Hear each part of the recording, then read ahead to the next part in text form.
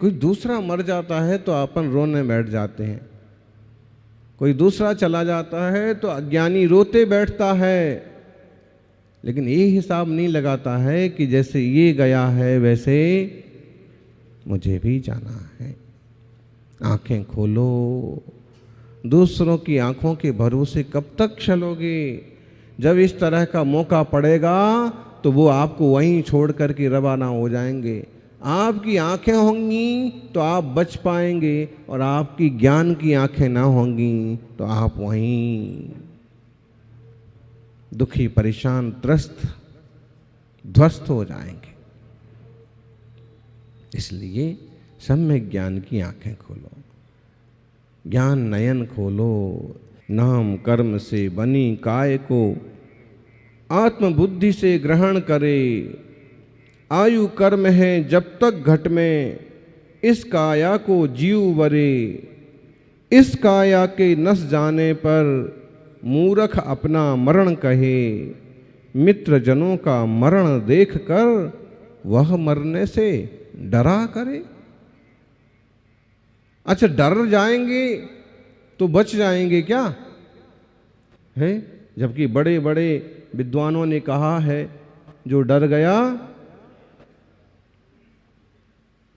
जो मर गया।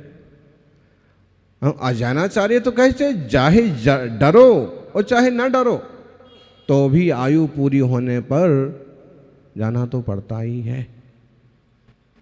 यानी देह को देह जान लिया जाए, आत्मा को आत्मा मान लिया जाए, तो जिंदगी के बहुत सारे दुखड़े खत्म हो जाते हैं। मोह से आत्मा का आज तक क्या भला हुआ बताओ? हमने इन्हें अपना मान लिया, हमने आपको अपना मान लिया, इस गांव को अपना मान लिया, इस मंडप को अपना मान लिया, इससे भला क्या हुआ? वो चीजें जो हैं जैसी हैं, जितने समय की हैं उतने समय रहती हैं, फिर बदल जाती हैं।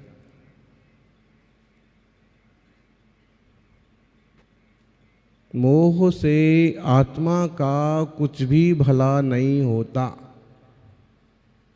सिर्फ संसार बढ़ने के अलावा।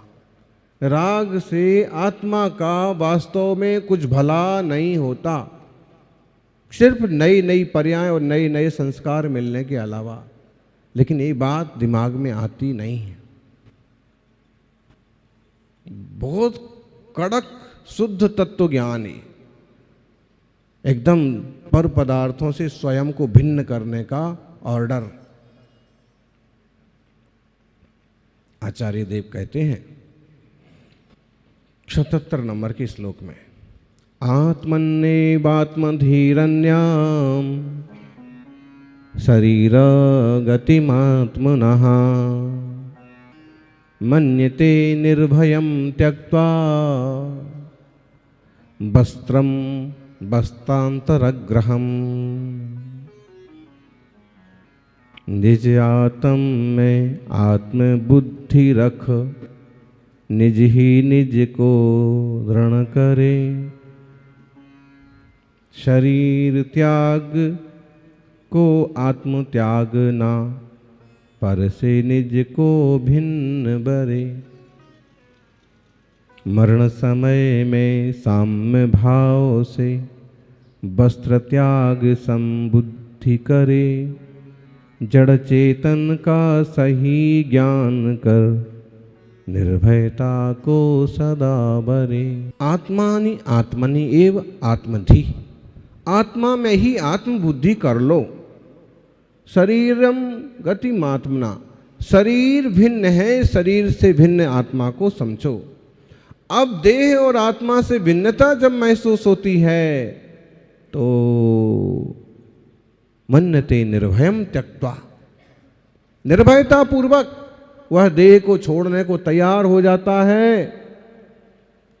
वो कौन सा ज्ञान होगा कि कमठ जो है आग जलाता रहे, पत्थर बरसाता रहे और पार्श्वनाथ ध्यान में खड़े रहे?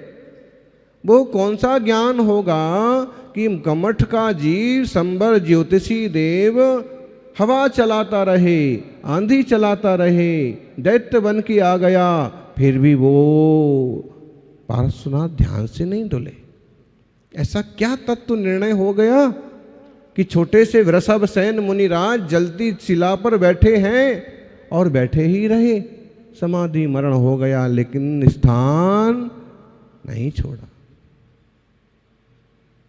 सुकौशल मुनिराज, सुकुमाल मुनिराज बिना तत्व ज्ञान, बिना जीव और देह की भिन्नता का अनुभव हुए बिल्कुल संभव नहीं है। वो कौन सा तत्व ज्ञान होगा जब महावीर कीर्ति बैठे हैं ध्यान में और मधुमक्खियों ने सब तरफ से घायल कर दिया, फिर भी हिलने का नाम नहीं। गुरुवर तपस्वी सम्राट सन्मति सागर जी का तो इन आंखों से देखा हुआ प्रसंग है। ऐसा इतना विरक्त कोई इंसान कैसे हो सकता है। उमलवाड़ में आप थे क्या?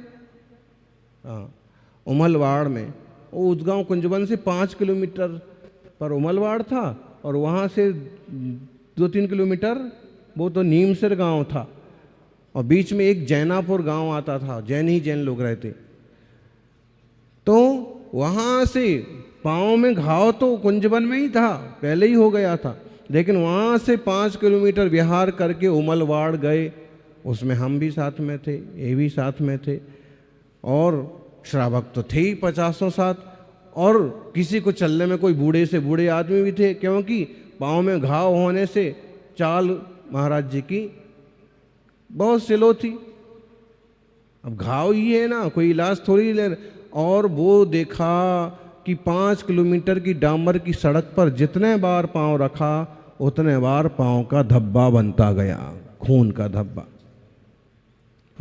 मट्ठा पानी लेना 2 दिन में एक बार और इतना खून का हो या उसका रस का या पस का जो, तो कितना हो गया 5 किलोमीटर में। लेकिन फिर उसके बाद वहाँ श्रुत पंचमी का कार्यक्रम हुआ। अंकलिकर महाराज का आचार्य पदारोहण दिवस मनाया, 3-4 दीक्षाएं हुई। फिर उसके बाद गए नीमसिर गांव। नीमसिर गांव में किस लॉन्च हुआ? गुरु महाराज का। और किस लॉन्च की बोलियां चालू हुई। कहां से चालू हुई बोली किस लॉन्च की? 101 रुपया। गुरु महाराज भी अपना शांति से, इतनी विचित्र स्थिति में भी शांति से उसका भी आनंद ले रहे। बोलने वाला बोलता मराठी में पटपट बोला, पटपट बोला, 1 से 11, 1 से 11, 1 से 21, 1 से 25, इसी पर बोली अटक गई। अभी की बात है 2010 की, मतलब अगर वही बोली तुम्हारे किशनगढ़ में लग रही होती तो 10 लाख में भी कोई नहीं छोड़ता। लेकिन गुरु महाराज अपने एक फक्कड़ तपस्वी, मतलब ये नहीं कि कैसे गांव है कि कैसे लोग हैं कि क्या हो रहा है, वो अपने केस लॉन्च कर रहे हैं, लोग अपना है। गांव का छोटा गांव था। अच्छा, केस लॉन्च हो गया, केस लॉन्च की बोली भी हो गई, केस विसर्जन भी हो गया। दूसरे दिन की बात है, भोर में आचार्य महाराज का पद्मासन लगता था। सुबह 2-3 बजे से लग जाता होगा, जितने बजे भी, लेकिन वो फिर लगा ही रहता था। तो 7 बजे हम लोग पहुँचे, पाठ हो रहा है, पाठ चल रहा है और चींटियों की मोटी लाइन लगी हुई है। हमने देखा इतनी सारी चींटी इनकी घास में से, इनकी पाटे के पास में से कहाँ निकल के जा रही हैं, कहाँ से आ रही हैं। तो देखा घाव तो खुला ही रह, घाव में आ करके वो चींटियाँ जैसे शक्कर के उस गुड़ पर लग जाती है ना, मिठाई पर, में इसी घाव में लगी और सब छोटा छोटा मांस का टुकड़ा निकाल के लेके जा रही हैं। हम देखा आचार्य महाराज तो फिर भी ऐसे बैठे, पैर भी नहीं हिलाया था। हमने कहा कि चींटियाँ घाव में से निकाल के ले जा रहे। तो महाराज बोले कि वो अपना काम कर रही हैं, मैं अपना काम कर। फिर भक्तामर चल रहा था, सो रहे हों ध्यान में हों वो भी बात नहीं। भक्तामर वो एक श्लोक बोल रहे थे, हम लोग एक श्लोक बोल रहे थे, पाठ चल रहा था सुबह का। और फिर उसको ठक ठक आया, धीरे धीरे सीटियाँ फिर वहाँ से गईं। ऐसा कैसे कोई इंसान हो सकता है जब तक उसे आत्मा का बोध देह से भिन्न ना हो तब तक इतना कठिन परिचय तो कोई नहीं सहन कर सकता। एक चींटी काटती है तो तकलीफ होती है, और घाव में से, कांटे में से भी कोई निकाल के लेके जाए तो क्या हाल होगा। तो ऐसे कैसे हो जाता है? निश्चित रूप से बड़े बड़े तपस्वी जब भेद विज्ञान करते हैं, गले में आके सांप लटक गया, कुंडली बना के बैठ गया, फिर भी शांति से बैठे रहे, शांति साकर। शेर आके सामने बैठा है, फिर भी कुंभोज के पहाड़ पर घंटों ध्यान चल रहा है, 7-7 दिन ध्यान चल रहा है अंकलिकर महाराज का। दुर्लभ है दर्शन इस काल में। तो हम अपने पुरखों को ही याद जो करते हैं ना, वो बस मुझे तो ऐसे लगता है कि सिर्फ याद करना रह गया है, वो प्रदर्शन करना रह गया। उनने जो आत्मदर्शन किया, जो उपलब्धि की, उसको पाने वाले, उस पर चलने वाले 2-4 के दर्शन भी आप करा दो तो जाने। वास्तविकता ये है कि हमें पूज्य पुरुषों के चरित्र का स्मरण इसलिए करना है कि हम वैसा कुछ करें, उस पर चलते रहें। थोर महात्मे होऊन गेले चरित्र त्यांचे पहा जरा, आपण त्यांच्या समान व्हावे हात सापडे बहुत खरा। लेकिन देह के स्तर पर जी रहे हैं सब, टोटल देह के स्तर पर। वो गुरु जी भी मानते हैं तो रंग रूप और देह देख करके, नाम देख करके। गुरु आत्मा गुरु है। 28 मूल गुणधारी संत, 36 मूल गुणधारी पूज्य आचार्य, वो गुरु है। सोना होता है जहाँ कितने टंच का होता है जी सोना? ज्वेलर्स की दुकान आपकी है ना? हाँ, शुद्ध सोना कितने का होता है? 24 कैरेट का होता है, शुद्ध होता है। और कम ज़्यादा हुआ तो बस ऐसे ही 24 नहीं 28 कैरेट के मुनिराज जहां दिख जाएं वहीं वंदना कर लो, ये शुद्ध सोना है। अशोक जी, बढ़िया वाला मार्बल, बढ़िया वाला मार्बल किसी भी खान में दिख जाए, किसी भी देश में दिख जाए, भाई ये बढ़िया क्वालिटी का है और ये लेने लायक है। ऐसे ही बढ़िया वाले मुनिराज जिस भी गांव में दिख जाएं वही मुनिराज हमारे बढ़िया। मतलब जो है जिनवाणी ने जो कहा है उस हिसाब से चलें तो, वरना वो हमारे गांव के ही क्यों ना हो। और अगर वो आचार विचार नहीं है तो भाई गांव को नहीं हम पूज रहे हैं, जाति को नहीं पूज रहे कि आप हमारे नाना थे, हमारे काका थे तो आपको नमस्कार। मूल गुण हैं तो नमस्कार। ये जिनवाणी कहती है। कितने बड़े स्तर तक, कितने ऊंचे स्तर तक उन्होंने देह और जीव को भिन्न समझा।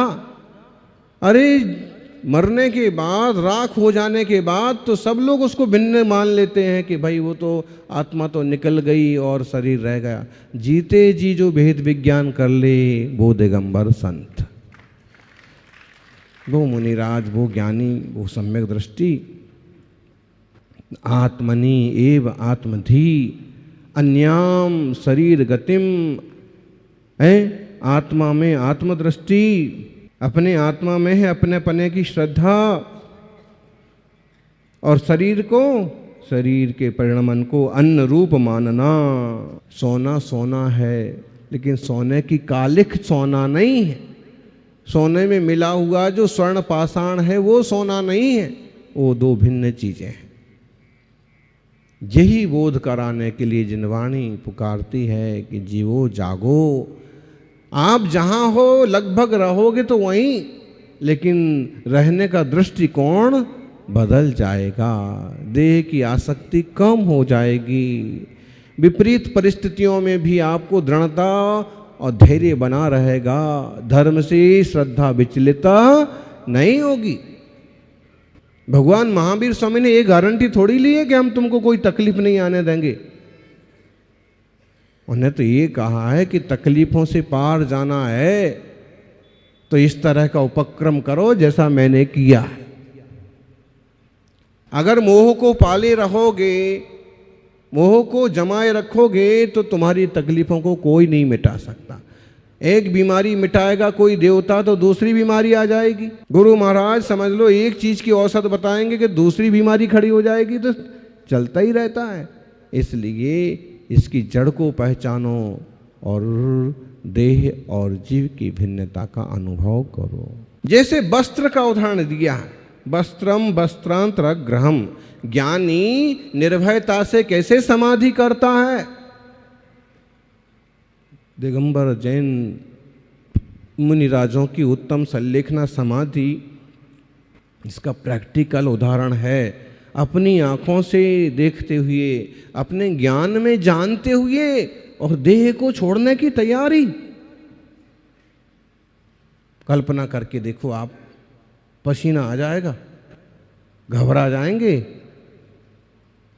ये तभी संभव है जब जीव और देह की भिन्नता, पड़ोसी है, घर है, इसे अब छोड़ना है, जीर्ण हो गया है, अब नई पर्याय में जाएंगे।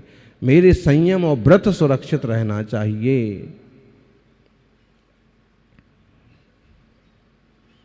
गीता में इस श्लोक आता है, जीर्णानि वासांसि यथा विहाय। बहुत अच्छा मार्गदर्शन है।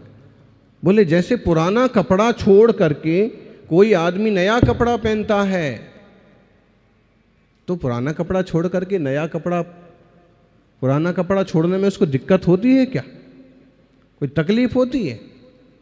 हो सकता है किसी को पुराने कपड़े का लालच है तो ना छोड़े, लेकिन जो समझदार है वो निर्णय कर लिया कि कपड़ा पुराना हो गया, छोड़ो तो नया मिलेगा। ऐसे ही देह है, कभी देह रूपी कपड़ा पुराना पड़ गया और छूट गया तो दुखी मत हो, नया कपड़ा नया देह मिल जाएगा।